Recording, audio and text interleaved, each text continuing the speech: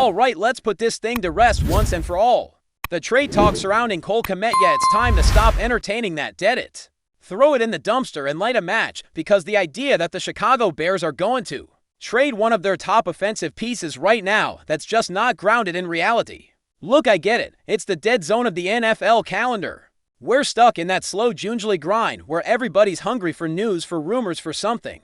But we've got to start separating fantasy from football logic, because not every what if deserves airtime.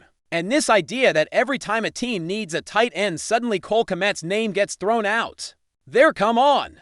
It's getting ridiculous. Let's talk facts here. The Bears are not shopping Cole Kmet. They're not even considering it. This isn't some aging veteran with an expiring deal or a guy clashing with coaches. We're talking about a player who just signed a 4-year deal worth $50 million not long ago. This isn't some bench warmer. It's a guy who's in the plans, who's been productive, who has chemistry with the quarterback room, and who fits exactly into what Ben Johnson wants to build on offense. And yet the moment Miami or some other team finds themselves light at tight end, the internet starts firing off trade machine graphics. Like it's NBA 2K. It's wild. What really set this off recently was the Dolphins-Steelers trade involving Jonnu Smith. Miami suddenly down a tight end, and next thing you know, Bears Twitter starts buzzing. Go get Kmet, maybe we can flip him for Dev on a chain. Like, really, that's not how any of this works. First off, Miami's not handing over a dynamic young back like a chain for a tight end, no matter how solid he is.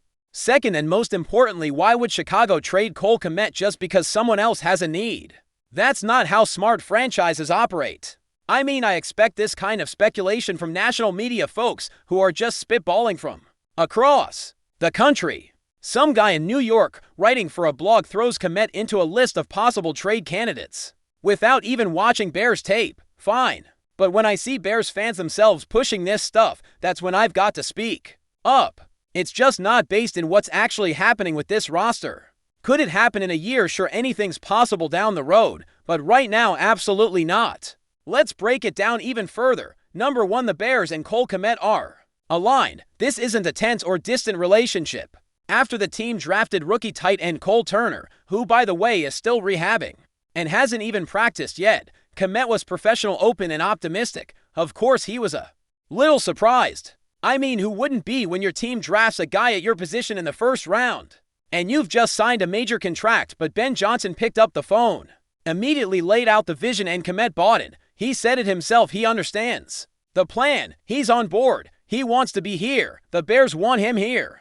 And it's not just lip service. The offensive philosophy backs this up. Johnson loves 12 personnel. That's one running back to tight ends to receivers. The Lions, when Johnson was there, ran it over 30% of the time last year. That was top 3 in the NFL, and they weren't even working with elite tight end duos. So imagine what he wants to do now with a promising rookie in Cole Turner and an established veteran in Kmet. This isn't about replacing Kmet. It's about pairing him. Johnson wants flexibility, versatility, and unpredictability on offense. And that starts with having to legitimate tight ends on the field. Kmet himself has talked about this. The opportunity to compete, to complement, to grow alongside another playmaker. He's excited. You don't say that if you think you're on your way out. You say that when you know you're a core piece of the plan. Now let's talk about the rookie, because that's another reason this whole trade chatter falls apart. Cole Turner hasn't even practiced yet. He's coming off a shoulder surgery. As of right now, he hasn't been cleared. The coaching staff is hopeful he'll be good to go for training camp, but that's just it, hopeful. We're not talking about a guy who's ready to step in and carry the load right now. He's got to get healthy, bulk up a bit, and learn the offense. And tight end, more than most positions, has one of the steepest learning curves in the league. Unlike wideouts or backs, who can just focus on a route or a lane, tight ends have to learn it all. The route tree, the blocking schemes, the protection adjustments, it's a grind. Even if Turner is healthy by camp, he's a rookie. He's going to need time. So trading away the veteran who knows the system, who understands the league, who's a security blanket for a rookie quarterback like Caleb Williams, that's the opposite of what you want to do. And let's not pretend the rest of the tight end room is stacked either. Durham Smythe is fine. He's a solid blocker. He knows the system from his time in Miami with Johnson. But he's not your number to over a full season.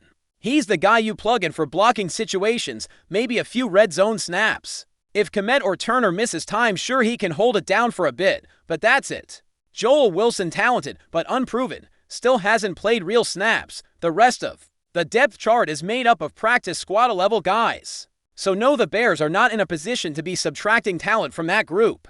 And here's the biggest point of all. The Bears want to win. Now, this is not a rebuild. This is not some 3-year plan. This is year for the general manager's tenure. This is a new coaching staff, yes, but with real expectations. You've got a number 1 pick quarterback. You've got weapons on offense. You've got a retooled defense. You're trying to make the playoffs. You're trying to compete in the NFC North. Trading one of your 10 or 12 best players doesn't get you there. Now look, if some team goes completely insane and offers a first-round pick, sure, you take the call. That's just smart management. Maybe even a second-rounder makes you pause. But that's not happening. The realistic return on a guy like Kmet right now is a 3rd or 4th-round pick. That's not worth it in a season where you're trying to win and trying to support a rookie quarterback. Caleb Williams needs all the stability and weapons he can get. Taking away a reliable tight end like Kmet just doesn't make sense. And think about Turner too. He's going to learn a lot just from being around Kmet, competing with him, watching how he prepares, how he blocks, how he runs routes, how he handles pressure. That's how young players grow. You remove that veteran presence too early and you're not just hurting your depth. You're stunting your rookie's development. So no, trading Kmet doesn't help this offense. It doesn't help Williams. It doesn't help Ben Johnson's system. It doesn't make the tight end room better. It doesn't make the locker room stronger. The only way it makes sense is if you're punting on this season, and the Bears aren't doing that. They believe they can make noise this year, and that starts with keeping their core guys in place. And let me be clear, if I'm wrong, I'll be the first to say it. If Kmet gets traded before week 1, I'll come on here and own it, but I'd be absolutely shocked. Because from everything we've seen and heard, the Bears are committed to him. He's part of the plan. He's part of the identity they're building. So unless some team loses their mind and throws Chicago a blockbuster deal, Cole Kmet is staying right where he is. Let's dive even deeper, because I know there are still people out there holding on to this fantasy that a Cole Kmet trade could make sense. Maybe they're thinking it's about asset management, or maybe it's just the itch to shake things up. But when you really break it down, nothing about it holds up to scrutiny. We already talked about the chemistry, the fit in Ben Johnson's offense, the importance of having to solid tight ends, and the lack of proven depth behind him. But there's another layer here that needs attention: continuity. This team has gone through a lot of turnover in the last few years. New regime, new quarterback, new play caller, and now we're heading into year 1 of what everyone hopes is a new era.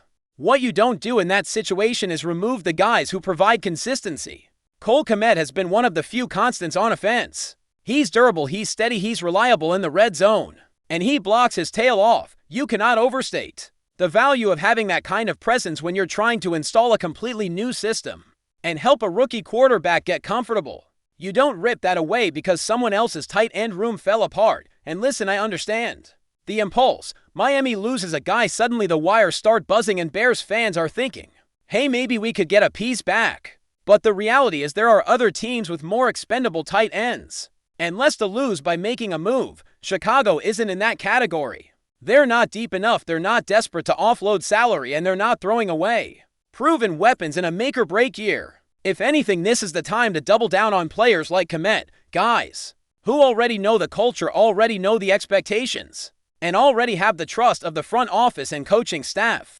And speaking of trust, that's a big deal here. Ben Johnson didn't waste time after the draft. He didn't leave Kmet hanging or leave it to chance that the guy would figure it out on his own.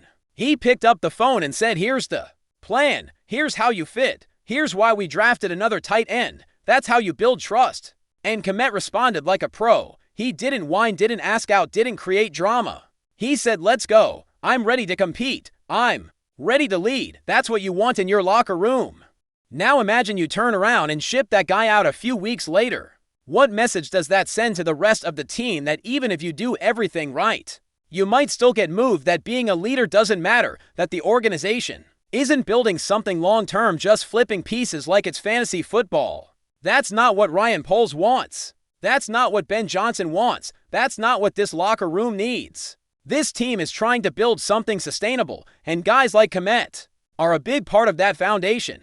And let's not ignore the quarterback factor. Caleb Williams isn't just any rookie. He's the number 1 overall pick. He's coming in with sky-high expectations and the weight of an entire franchise on his shoulders. You don't throw him into the fire with a questionable tight end group and expect him to thrive. He needs options. He needs security. He needs guys who can help him out when a play breaks down or when he needs that quick outlet. That's exactly what Cole Kmet provides. We've seen it time and again across the league. Young quarterbacks rely on tight ends.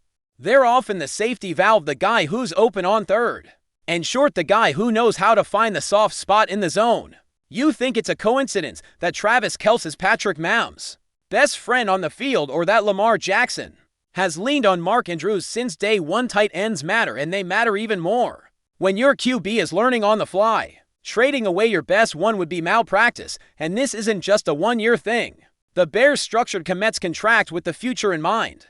It wasn't some desperate deal to keep him happy. It was a calculated investment in a player they believe will be a big part of the offense for years to come. That's not a guy you trade midgely because another team has a hole. That's a guy you build around. Even if we entertain the idea of getting a decent return, say a third-round pick, you've got to ask yourself, what does that really do for you right now? Can a third-rounder help you this season? Maybe, but probably not. Can he step in and fill Kmet's role? Absolutely not. So you're taking a downgrade at a key position in exchange for a lottery ticket. That's not smart football. And what if Turner isn't ready right away? What if he needs time to adjust to the speed, the physicality, the playbook you're telling me you want to roll into the season? With a rookie tight end coming off injury, a blocking specialist in Durham Smythe, and a couple of question marks, that's not a recipe for success. That's not how you support your rookie quarterback. That's how you stall out drives, miss red zone opportunities, and put even more pressure on your young passer. And let's be honest, if Kmet gets traded and Turner struggles early, the noise would be deafening. People would be screaming about how the front office failed Williams, how they set him up to fail, how they took away a proven option and left him hanging. Why even risk that kind of backlash? It's completely avoidable. Just keep the guy who's already in the building, already knows the system, and already has a track record. The truth is, teams that win don't make panic moves. They don't sell off good players without a clear plan. They don't trade away depth at important positions when they're trying to take the next step. And that's exactly where the Bears are right now, trying to take the next step. This isn't the 2-and team from a couple years ago. This is a roster with talent, a coaching staff with vision, and a fan base expecting progress. You don't meet those expectations by subtracting key contributors. Now again, if someone loses their mind and offers something crazy, sure, you listen. But that's not what's happening here. No one's offering a first-rounder. No one's offering a foundational piece, and unless that changes, trading Kmet doesn't make sense on any level. It hurts your offense, it hurts your locker room, it hurts your rookie quarterback, and it hurts your chances of competing in a division that's wide open right now. So for everyone still pushing this narrative, it's time to let it go. Cole Kmet isn't going anywhere, not this offseason. Not when the Bears are trying to build something real. He's here, he's locked in, and he's going to play a big role in whatever success this team has in 2025. That's the reality. That's the plan. And honestly, it's the right one. Before we continue, don't forget to subscribe to our channel and give this video a like. Your support helps us keep bringing you the latest updates on our Chicago Bears. And don't be shy, drop your thoughts on the news in the comments below. Whispers are growing louder in the Windy City, and they all point in one direction: Trey Hendrickson. While nothing is confirmed, multiple sources around the league are murmuring about a possible agreement, or at least serious discussions, between the Chicago Bears and the Cincinnati Bengals regarding the star pass rusher. Could this be the blockbuster move that finalizes Chicago's defensive puzzle? The Bears have made significant strides this offseason, particularly in shoring up their offense. But for all the headlines stolen by the arrival of Caleb Williams and the bolstered receiving corps, there's been one glaring question: who will bring the heat off the edge? That answer might be closer than ever. According to reports, the Bears have shown strong interest in Hendrickson, and the two sides may be closer to a deal than initially believed. While neither camp has confirmed anything, league insiders suggest that conversations have been ongoing, and the possibility of Hendrickson wearing navy and orange is very real. Hendrickson, who has posted double-digit sacks in multiple seasons with both New Orleans and Cincinnati, could instantly transform Chicago's defensive front. With Montez Sweat already in the mix, a pairing with Hendrickson could make the Bears pass rush one of the most feared in the NFC North, if not the entire league. Still, it's worth noting that Hendrickson recently requested a trade from the Bengals, citing a desire for long-term security. Chicago flush with cap space and a sense of urgency might be the perfect suitor, but as with all off-season whispers, the deal isn't done until ink hits paper. For now it's all speculation, but the buzz is real. The Bears seem poised to make a major defensive splash, and Trey Hendrickson could be the tsunami.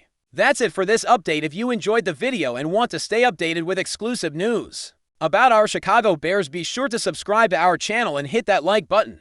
We can't wait to hear your thoughts in the comments. See you in the next video.